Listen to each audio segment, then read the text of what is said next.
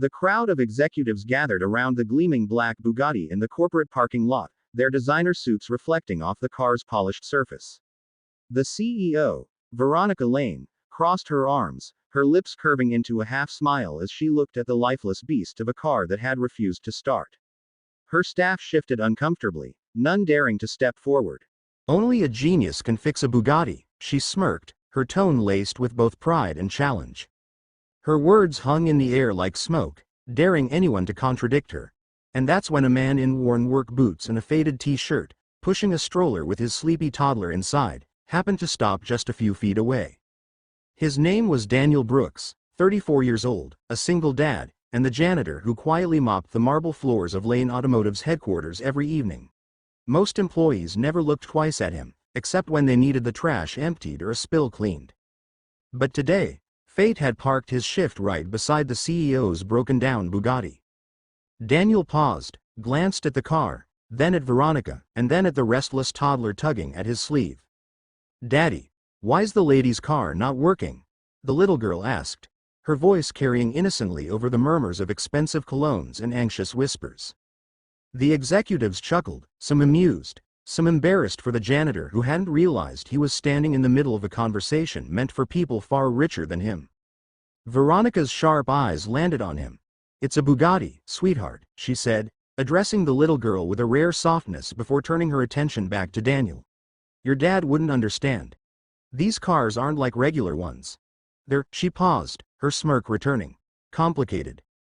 Daniel gave a polite smile, the kind a man learns to give when he knows his place. But then, almost as an afterthought, he crouched down to his daughter. "Sweetheart," he whispered, just loud enough for the group to hear, "sometimes even complicated things just need the right touch." The executives exchanged amused glances. A janitor fixing a multi-million-dollar hypercar. The idea itself was laughable. But Veronica didn't stop him.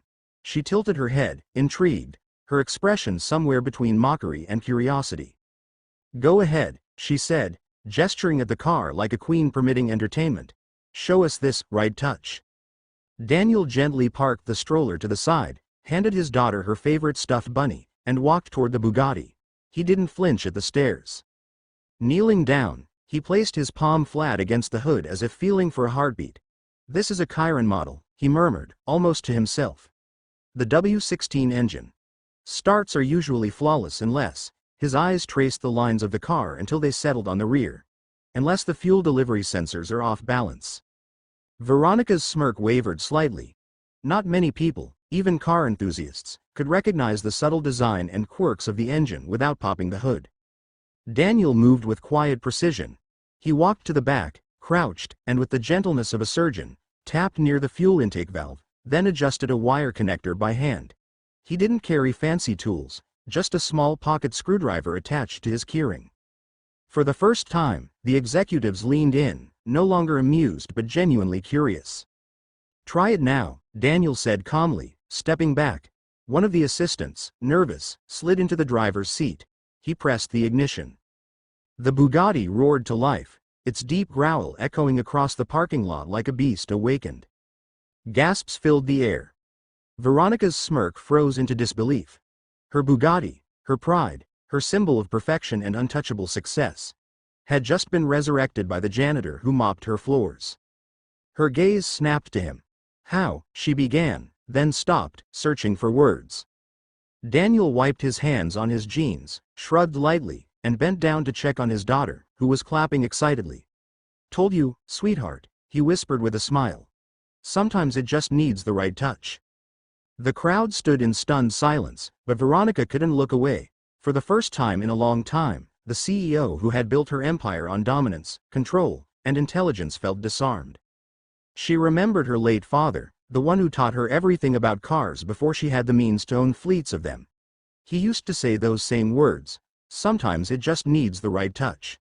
Her throat tightened. She quickly masked it with authority. "Where did you learn that?" she asked. Daniel hesitated. The truth wasn't something he bragged about, but with his daughter watching him, he decided not to hide. "I was a mechanic before this job," he admitted softly. "Ran a small garage with my brother. After he passed away, the bills stacked up. Being a single dad doesn't leave much room for dreams.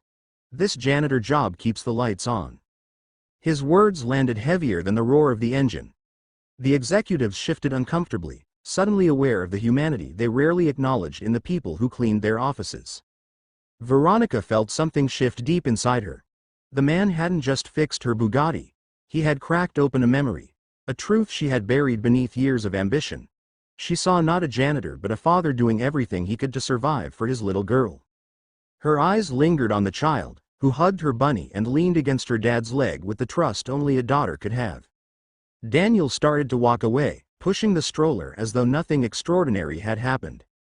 But Veronica's voice stopped him. Wait. The word came out softer than she intended.